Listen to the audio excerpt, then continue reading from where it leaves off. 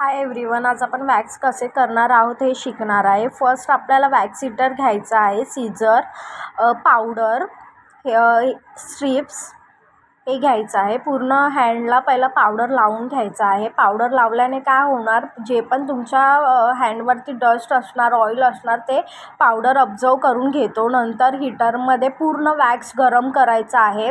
Knife त्याच्यामध्ये deep करून जे अप्परवाला डायरेक्शन आहे त्याने पूर्ण खालती असं पूर्ण स्प्रेड करून घ्यायचं, जसं व्हिडिओमध्ये तुम्हाला दिसतं आहे.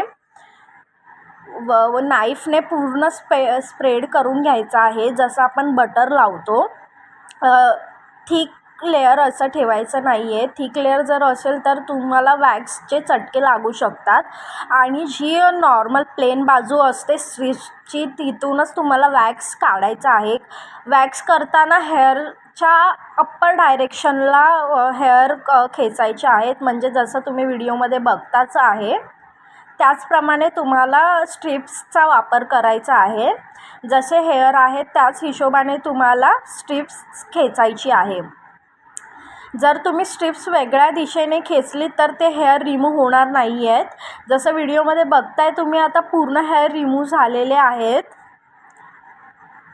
So please share and subscribe my channel. Thank you guys.